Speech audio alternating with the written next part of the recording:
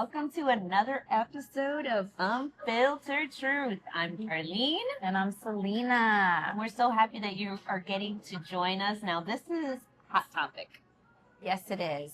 It's especially a hot topic for people in relationships, primarily in marriages. We're going to be talking about really just what's the roles in a marriage, right? But like not just from a biblical sense. Like what does society define us as, or what it should look like based off of this world, and then really what the Bible says about how we should look at it, right? Yes. And before we dive into that, I'm gonna just cool it off real quick before it gets hot and heated in here. We want to thank Summer Moon Coffee for hosting us again. Yes. And this time I tried the matcha.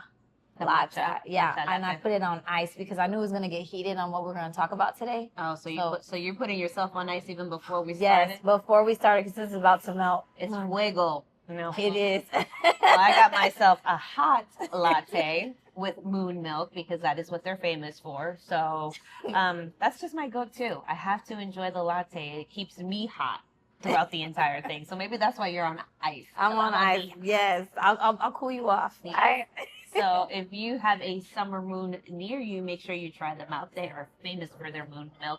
And if you're in Fort Myers, make sure to come over here. They're right off of 41 and Andrea Lane. So Yes, and tell them that you saw it on Unfiltered Truth on the podcast. Let them know that I heard about you guys. yeah. All right. Well, let's go ahead and kick this off. So let's kick it off. So how this topic came up was, again, our husbands, I feel like we give them a little bit too much credit. But we're going to give them credit where credit is due because this is exactly where it came from. We were having a conversation just about marriage and leadership, right? Yeah. And I will say that, being I've been married for going on 14 years in May.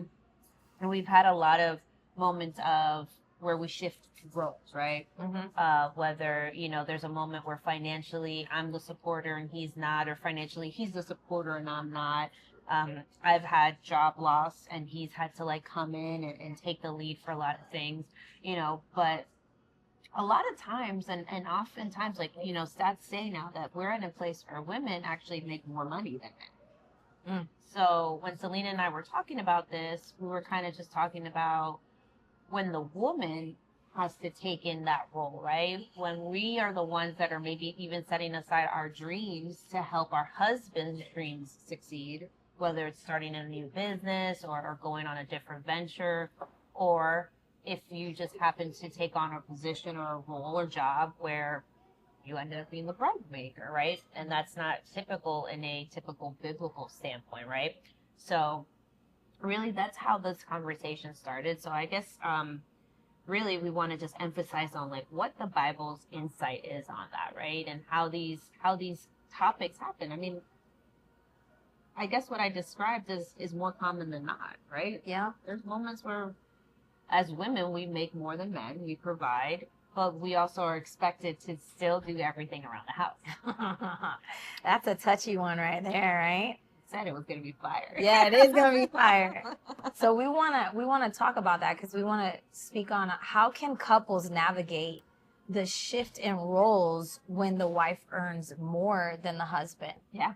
And because also too, I feel that confusion gets sent out because they feel that whoever makes more money, they're being seen as the head. Yes. And it's the wrong perspective to have. Who makes more or who makes less does not discredit the order that God placed in marriage. Exactly. I think that we get lost in the worldly possessions, right? We want the nice house, we want the car, we want the kids and all these different activities, and we define our marriage based off of the success of what the outwardly world looks at. But at the end of the day, like, and we're going to go, and I know we're going to touch on Ephesians 5:21, which is the famous, very much differently interpreted verse of the Bible about husbands and wives and what their roles are. But, what God is really looking at us in a marriage, I think it is more of a spiritual roles. Yes. It's not what defines out here.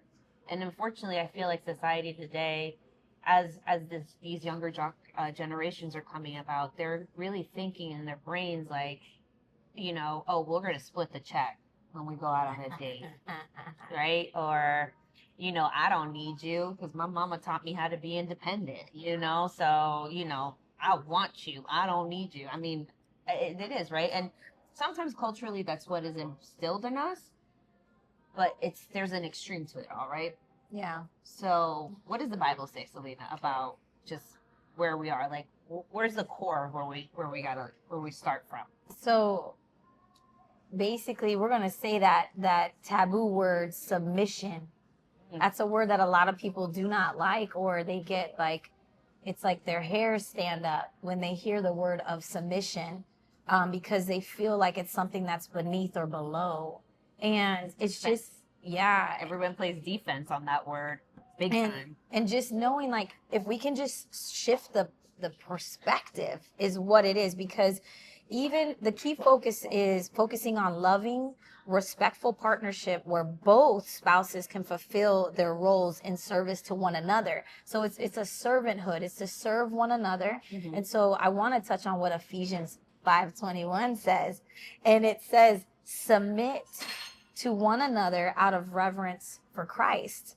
So wives, submit yourself to your own husbands as you do to the Lord. So when you pause first, let's break it down, right? So when you submit to one another out of reverence for Christ, that means that he first gave a command right there, right, before he is talking to the wives. And a lot of men miss that because they're like, oh, you have to submit to me. But he's talking to you first, to both parties, saying that you have to submit to one another out of reverence for Christ. So if you're not submitting to Christ, that's key. Each have to submit to Christ first. Okay? And then once you are submitting to Christ, if the man, the head of the household, is submitting to the Father, the King of Kings and the Lord of Lords, right? Then the wife will be able to submit herself, right, to her own husband as you do to the Lord. Yep. Because she's already doing it to Christ, so she'll know how to do it already to her husband. Bring up such a good path. I'm like, let's finish. And then husbands, then the next one, it says, love your wives just as Christ loved the church and he gave himself for her. So if the man is submitting himself to Christ, he's going to understand how to love properly. Yes. Because he told the husband to love, which is not easy for men to do. It's not easy for men to love at first. Right. And it's not, women were not commanded to love. They were commanded to submit because that's something that's difficult. Yeah, for them. Respect. For women, yeah. And I think in other interpretations is respect is the word. There's a big book out there called Love and Respect. And that's really what it comes down to, is that God is intentional in what he says, right? Mm-hmm. So the things that we naturally go against, or, that we're formed, to your point, men, it's not easy for them to have love or feel or talk about the feelings, right? Mm-hmm. So that's why he's saying to love your husband or to love your wife. And with women, it's easy for us to love, right? But it's more difficult for us to do more like, I guess I don't want to say hard labor because that sounds super like antiquated, but it's easier for a guy to like go into a job, right, and like get directions from management or their boss. Mm-hmm. For a woman, we kind of always have this I don't want to say a complex, but we always have to feel like we have to prove ourselves. Right? That's pretty good. So when you feel like you have to prove yourself, then that submission goes harder because now you're having to like bring your pride down. That spirit of pride is something, it's no bueno. Yeah.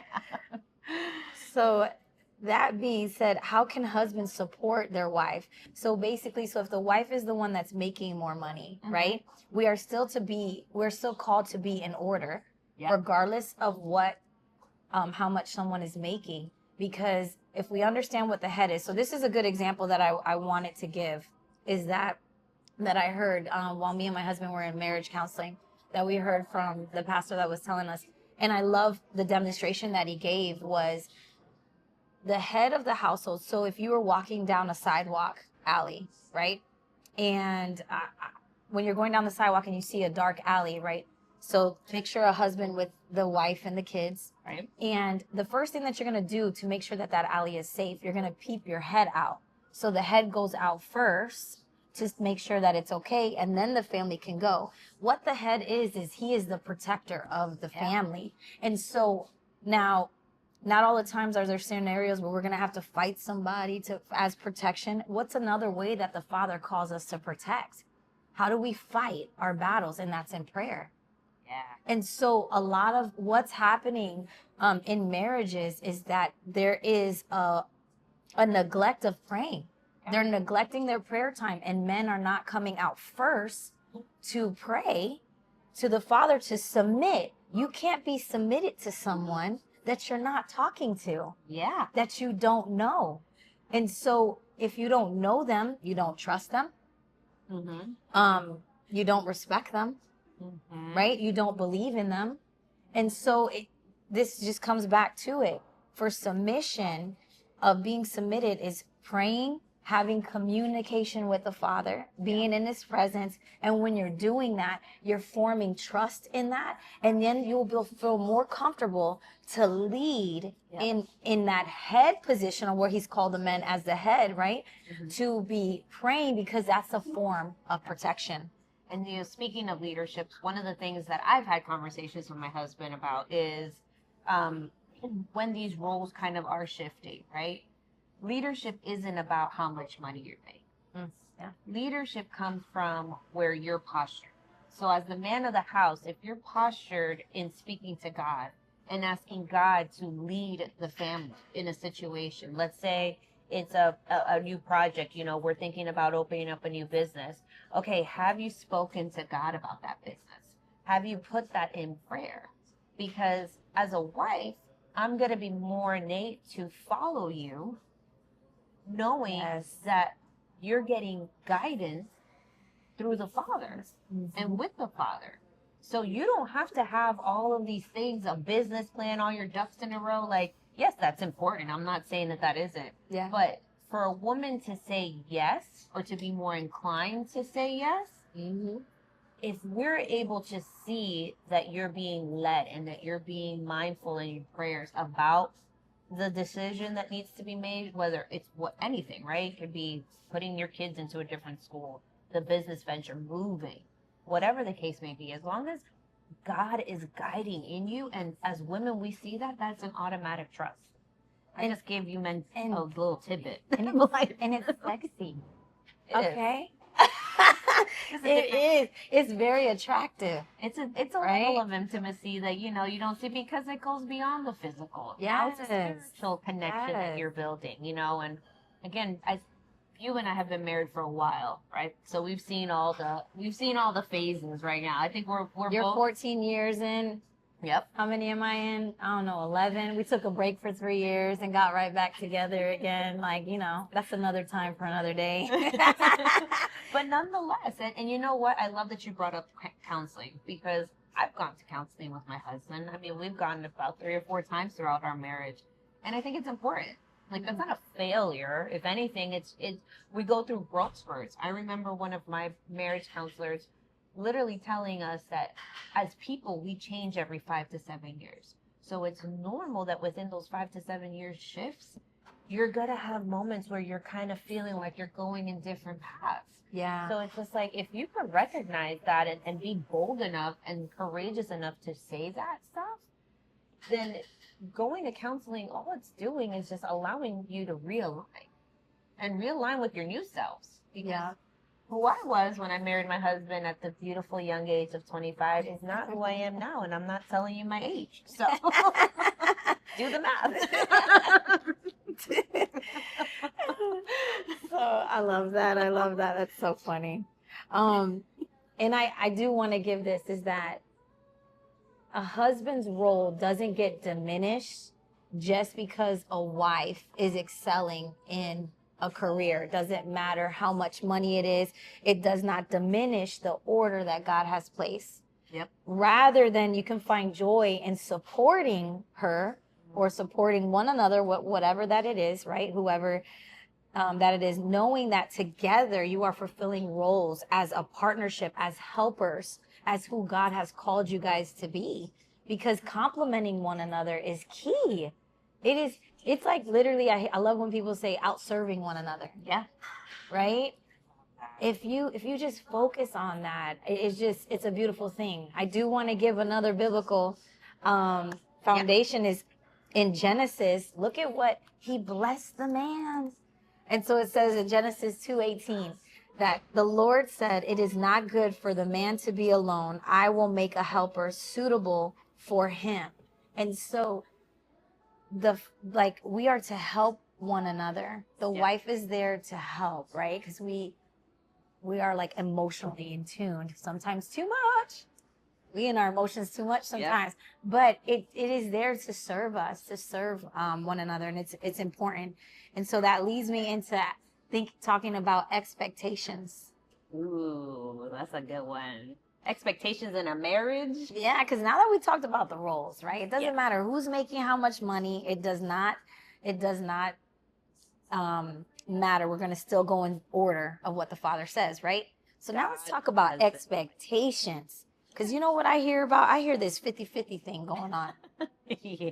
We got like 50-50. You know, this is 50-50 relationship, right? I know you guys are familiar with that. It's almost as bad as the 80-20 rule. Oh my gosh. So when we go into marriage with this 50-50, it causes so many bad expectations. It does. Right? That does not allow a good foundation to flourish. So let me ask you a question. Because we are talking about the topic of conversations. Should there be expectations in a marriage? That's a good one. Well, at first I had them. At first I had the 50-50 mindset to where we help each other and we're doing half of everything. And God literally broke that off of me because it's a bad mindset. We were guilty of that, which caused a roommate mentality, I call it. Yep. Right? Sure. Roommate mentality to where, no, you're going to help me pay half the bills and we're coming in here and we're going to pay half this, we're going to pay half that. And it's also looking at like my debt is not your debt. Oh, yeah. And your debt is your debt. And it's like, no, when you come married, everything is one together. Yep. And so going into a marriage with expectations, I believe that we should not have them. And I want to prove that point. Yep. I mean, I agree with you on that. And again, I think this comes with time. We started out the same way, right? Everything was 50-50. We're going to split the bills literally to the last penny. It doesn't matter where it goes. This is where our money's at. You're going to equally help me. If I'm doing the laundry, you're doing the dishes. Like, it was like, we went into the whole chores thing. Like, you know, like what it allows for when you have that, it allows for strife to happen. Because what you start becoming is you're starting to have a mindset of comparison. Well, I'm doing more than you. You're not doing what I'm doing. I'm at home with the kids. I'm also working. What are you doing for me? And so now you create a mentality of righting wrongs and having your list of wrongs of what you didn't do and what you could do. Yeah. And the best expectation is no expectations. Because at the end of the day, the only person who's perfect is our Heavenly Father. Yeah. We're human. We're going to fail. And I had one of our counselors say that to us one time, is that the day that you stop living on these expectations, that your husband isn't going to fail you, he's going to let you down. Yeah. And it was the most freeing moment throughout that season, because it was just like, wow. It was like a weight was lifted up, because just like I don't have expectations, he shouldn't have that of me. Yeah. And I want to talk about, so did Jesus have expectations when he went to the cross? Did Jesus have expectations? I mean, I would say no. No, he did not. So Jesus went to the cross without placing any stipulations, any expectations, any conditions, basically, before he went and made that sacrifice. There were none. His hope that all that would be saved when him sacrificing his life on the cross. So why would we have expectations in our marriage? Because the Bible is basically the one that created marriage. That's what we have to go to. Yeah. Who created marriage, right? And it was God. And so I love, people always want to say, well, this is how our marriage is, and this is how it works. If it is not aligning with the Father's word, it's not going to work. You can be married. This is a lot of things that people do, is that they'll stay married, but they're miserable. And so that's not God's intentions either, is that marriage is supposed to be a great thing. Yeah. A thing, something where when we're reflecting off of one another, we're getting better and greater. We're supposed to be growing in love with one another. Yeah. The goal is not to just stay married. Exactly. And that's what a lot of people do. They stay married and they're like, oh, we've been married for 25 years, 30 years, 40 years, but you're still miserable. And it's because you're not applying the word on who created it. You got to go back to the one that created it. What does he say about this? Yes. Right? Not your opinions, not your expectations. What did he do? So if I got to look to him, this is what he says in Ephesians 5. This is another one, is that he said this, is that therefore be imitators of God as beloved children. And so if we're supposed to imitate him, someone that went to the cross without any conditions, without any expectations, he still did it out of a selfless love, right? And sacrificial love for us. He modeled something that we cannot forget. And so if we hold that, and he's saying that you're submitting to me first, right? The order, then you're going to know. Yes. And so we're going to love properly. So that leads me to the first point, because I love to give, we want to give steps for you all to apply to, right? So what's one of those first steps that we can leave them with? Well, loving without conditions. Yeah, because Jesus didn't wait for us to meet his expectations. If you think about his disciples, they all were flawed. They all had backgrounds. And he had no expectation even in choosing those disciples. Some were fishermen. You had a tax collector. I mean, you had people that were doing things that they weren't supposed to be doing. You know, craftsmen, they were just the bottom of the barrel. But he had no expectation on who he wanted his disciples to be. And therefore, he has no expectations onto us and how we need to love. Because his love is there. He says it all the time. So it's really about extending that. And in Romans 5:8, they say, but God demonstrates his own love for us in this, that while we're still sinners, Christ died for us. Amen. That's good. So, and the next point is serving one another. And not the serving like I'm going to hand you a hot tray for dinner because you came home from working 8 hours. We're not talking about that kind of serving. It's not demanding from one another, right? To meet or fulfill our expectations. Instead, it's about serving one another in love, right? It's a mindset that helps couples navigate through those roles through humility and willingness to adapt for the good of the relationship. And so God leads us to Mark 10:45.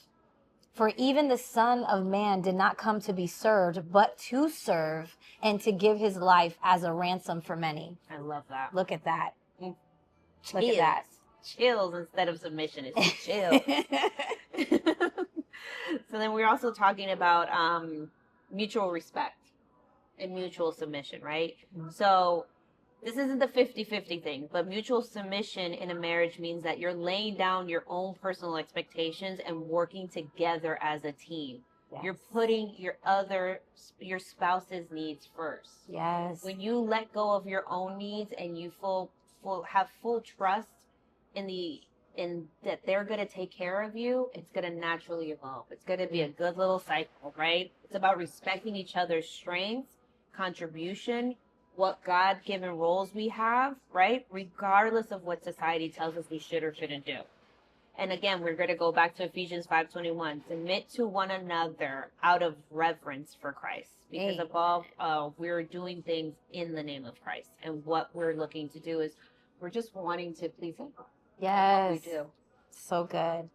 And another good want to be reminded of is unity over individuals' desires. So that's literally putting, this is a challenge for people because you're putting your own personal expectations aside and you're focusing on unifying you and your spouse's needs over your own, right? And so this mirrors Christ's humility and love for us. And so another biblical insight to give is Philippians 2:3-4. Do nothing out of selfish ambition or vain conceit. Rather, in humility, value others above yourselves, not looking to your own interests, but each of you to the interests of the others. Putting that person before you. If we have that 100%, and you guys are striving to please and outserve one another, yeah, it's going to be easy to be unified and not be fighting against one another. Yes. And the last one I love, it's trusting God's design. So things happen in marriage, things that are unexpected, but trusting that God's sovereignty should bring all of us peace, right? And I love the one point about trusting God's design because I hear a lot of marriages do this, right? Like, I don't know who I married. I woke up one day and I didn't even recognize that person, And it's just like understanding that God created that person, your spouse, in his image too. Yeah. And it's about how are we praying for them in their image, right? So we're to love God's image. God's image is in all people, right? So when you're having that moment or that difficult moment in your life or in your marriage, it's always remembering that his design is perfect and your spouse was created in his image. Yeah. So it's not a matter about asking God to change that person. It's a matter about asking God to change your perspective on how you're valuing that person and asking what am I doing that I'm not seeing what the value is in my spouse at that time. Self-reflection. Because a lot of the times we like to impose the issue and say that our spouses are the problems, right? And it's not. There's a situation that's causing a rift, a strife, a hardship, stress, anxiety, whatever in the marriage. But at the end of the day, they're still your spouse. Yeah. You married them because you love them. Something attracted you to them. Something did, right? So then, you go into this and you have to remember that nothing was meant to be perfect. That's why we're always needing God. Because he's the Almighty. He wants us to depend on us. And I close out with Jeremiah 29:11, which is wonderful. It's one of my favorite verses, right? So I know the plans that I have for you, declares the Lord. Plans to prosper you and not to harm you, and plans to give you a hope and the future. Amen to that. Like it. Yes. Like it. Jesus' love for us on the cross is the ultimate example of selflessness, grace, and humility. So by applying these principles in our marriages, couples can navigate better when roles are shifting and have expectations with faith, patience, and unwavering love. And now sprinkle it up with forgiveness. Because no one's perfect. No. And we all kind of waver at times when it comes to that. But forgiveness in everything that we do. Yes. Because that's where we're. So. And we wrap that up for On the Unfiltered Truth. Thanks for stopping by.